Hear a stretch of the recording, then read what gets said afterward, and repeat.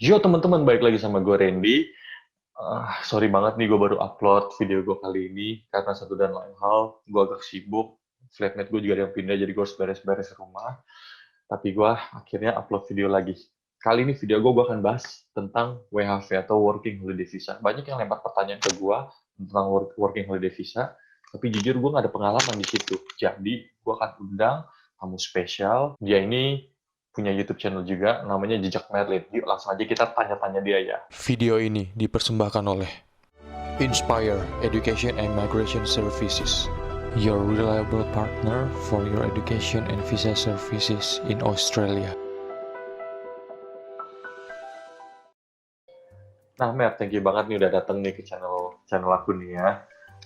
Ya. Jadi banyak nih orang-orang ya, sekitar 50 juta orang lah yang nanya nih.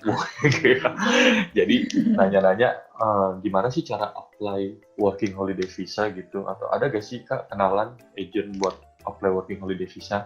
Nah jujur aku pribadi itu kan aku kan nggak ada pengalaman tentang working holiday visa gimana apply-nya gitu. Nah kamu kan Mer, kamu kan kesini kan pakai working holiday visa kan? Nah, bisa gak sih Mer, kamu tolong ceritain pengalaman kamu sedikit pas kamu dulu apply-nya tuh prosesnya gimana dulu? Oke, jadi yang pertama WHV itu harusnya bisa apply sendiri. Jadi kalau ada yang bilang pakai agent tuh mending nggak usah deh, karena itu buang-buang duit menurutku. Karena WHV apply sendiri tuh bisa. Jadi lebih baik kalian simpan kan duitnya, lumayan loh 70 juta, puluhan juta itu lumayan. Jadi apply sendiri. Terus syarat yang pertama adalah misal kalian harus maksimal 30 tahun. Jadi kalau kalian masih di bawah 30 tahun masih boleh. Kalau sudah lebih dari 30 tahun nggak boleh. Nah, yang kedua, di rekening itu harus ada dana sebesar 5.000 Australian dollar, which is kalau dalam rupiah itu sekitar 50 lebih, tergantung kurs ya. Iya, iya.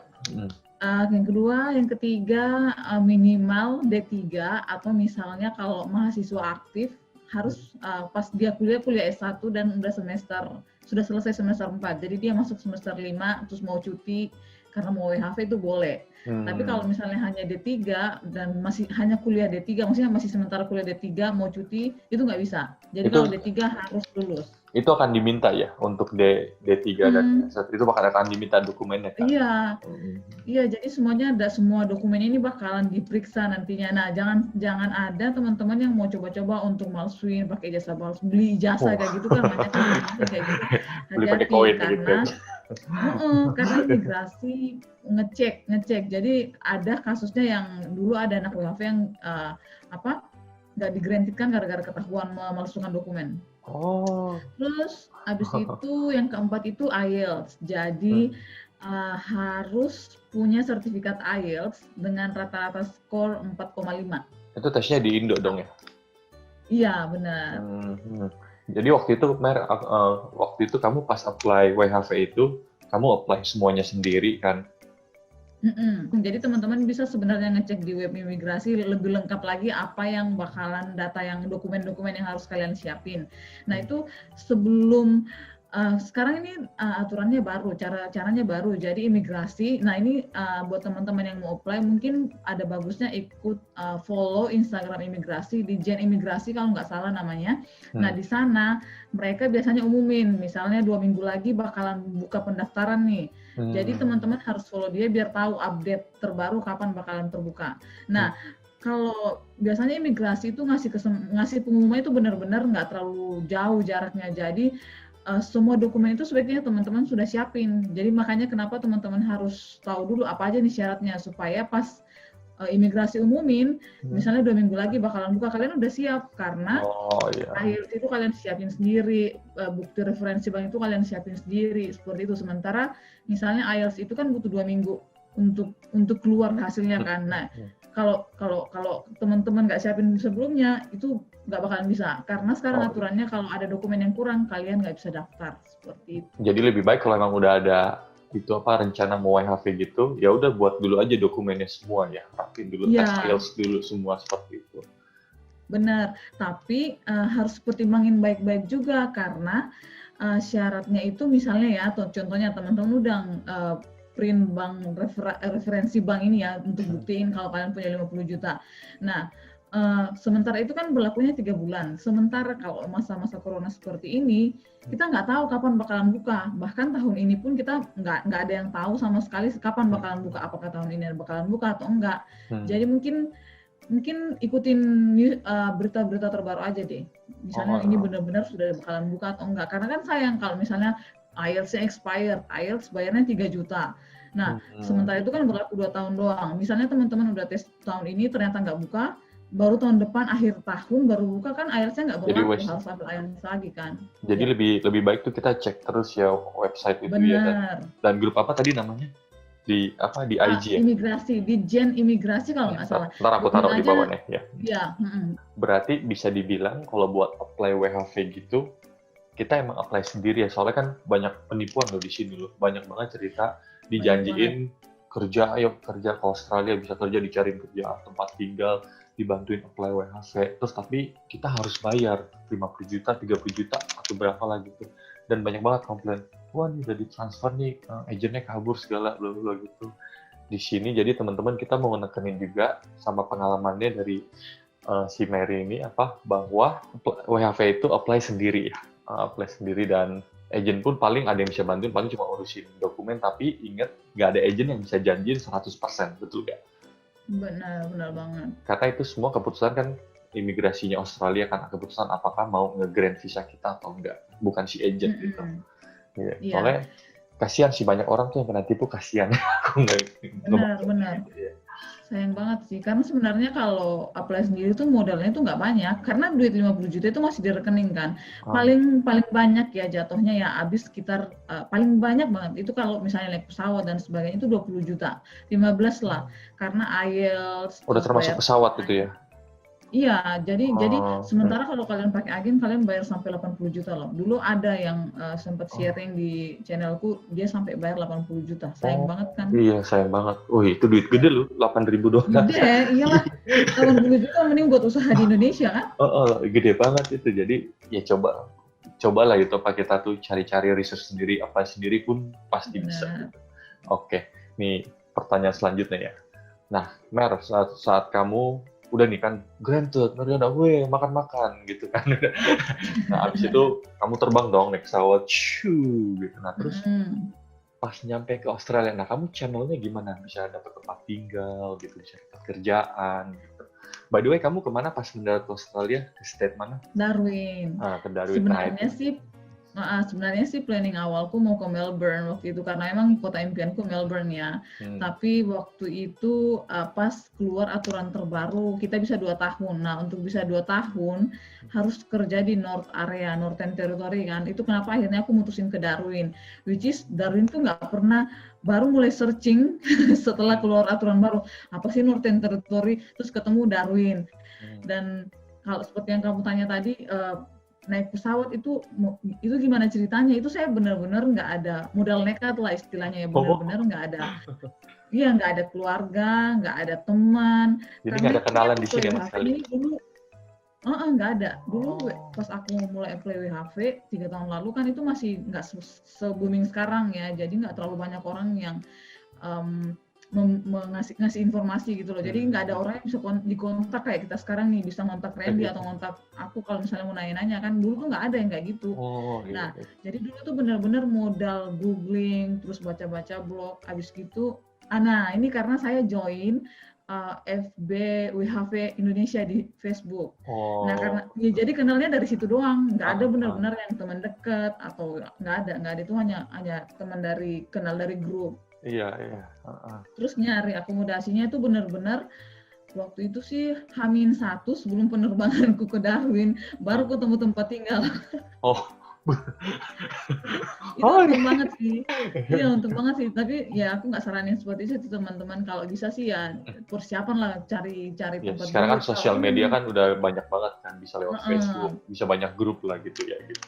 Benar. Kalaupun memang belum ketemu bisa tinggal di hostel dulu, terus nanti sampai di kota tujuan mungkin kalau mau ya, terus datang ke tempatnya inspeksi dan sebagainya kalau mau kayak gitu sih. Berarti kamu gila, itu aku serem juga sih kalau gitu. Gila nggak tahu apa-apa gitu, nekat, hebat.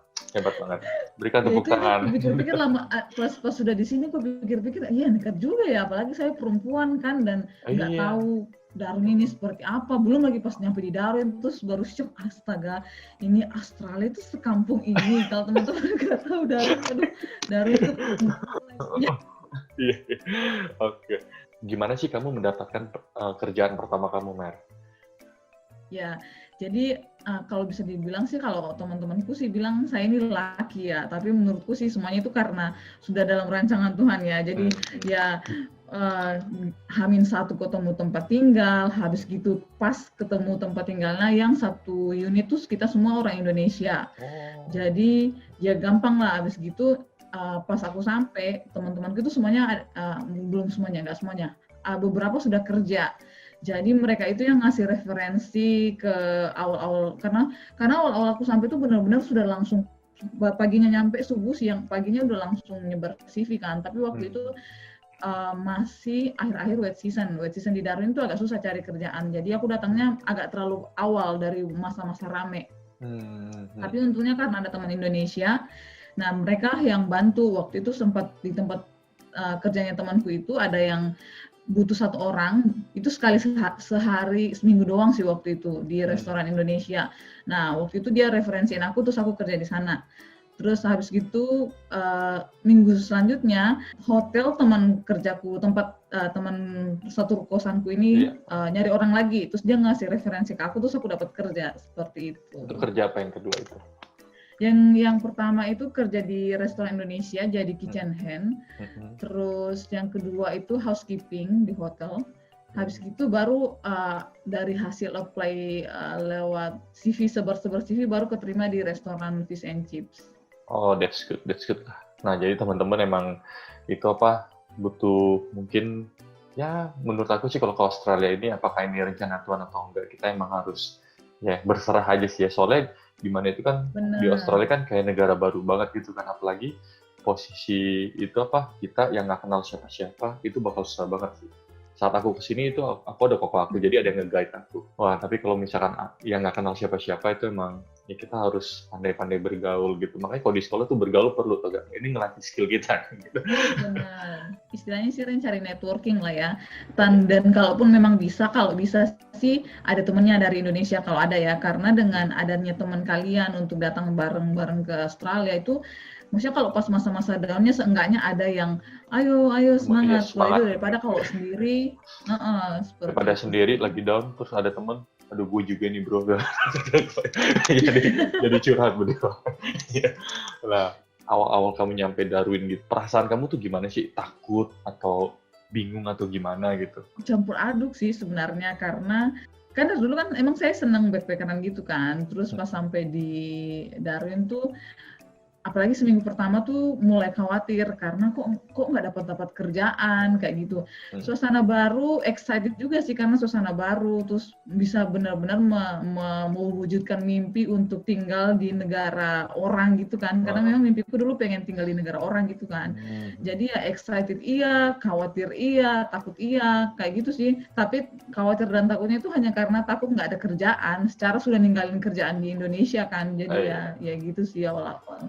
Apalagi saya bukan, keluargaku tuh bukan keluarga kaya, Ren. Jadi ketika saya memutuskan untuk meninggalkan kerjaan di Indonesia itu keputusan terbesar, karena aku nggak bisa yang misalnya nanti kalau nggak ada duit sampai nggak kerja nih ya, nggak ada duit, nggak bisa bilang minta ke orang tua, nggak bisa, karena memang saya ngirim uang ke orang tua seperti itu loh. Kan nggak lucu ya kalau tiba-tiba dulunya saya ngirim terus tiba-tiba minta lagi kan. Iya dong. Nah, ini pertanyaan ini nggak bakal lama kok, tenang kok. Masih ada tinggal 50 pertanyaan lagi. Asli, sampai besok pagi kita nanya. Ini udah mau ngalahin sinetron tersanjung. Boleh itu gak sih cerita, kenapa kamu pilihnya Australia? Sebenarnya, saya nggak memilih Australia sih sebenarnya. Australia yang memilih saya, Ci. Wah, keren banget. Enggak, jadi serius, karena dulu ya, negara impianku itu sebenarnya Amerika, karena gara-gara menonton filmnya soal Amerika gitu-gitu kan. Apa tuh yang Christmas Alone on Christmas atau apa, Lonely on Christmas, something like that lah. googling gimana cara kerja ke Amerika, nggak ketemu kan caranya, hanya ketemu cara ke Eropa malah, au pair. Terus udah emang dari dulu pengen kerja di luar negeri, terus karena nggak ketemu tiba-tiba ketemu WHV di blognya orang, ya udah beralih dari Amerika ke Australia deh, makanya Australia kan yang memilih saya. Oh iya betul. Nah berarti itu apa? Kamu kan sekarang kan habis WHV terus kamu apply student, jadi kamu berencana untuk apply PR di sini dong ya pasti ya? Ya, doakan ya. Jadi sebenarnya sih dulu saya planningnya hanya bakalan tinggal 2 tahun. Setelah 2 tahun, jadi sebenarnya tujuan utama WHV ini karena dulu pengen bangunin rumah orang tua kan. Tapi kalau di Indonesia kerja kantoran mana cukup gitu loh. Jadi akhirnya aku nyari gimana caranya bisa kerja ke luar negeri biar bisa ngumpulin duit. Nah, ketemu WHV terus aku mikirnya, aku janji sama orang tua, tenang Pak, 2 tahun doang hanya buat ngumpulin duit buat bangun rumah, gue bilang gitu kan. Tahu-taunya sampai di sini udah menikmati hidup di luar negeri yang beda jauh lah ya, maksudnya ya tetap cinta Indonesia, tapi maksudnya kualitas hidupnya lebih bagus dan sebagainya, banyak lah alasannya.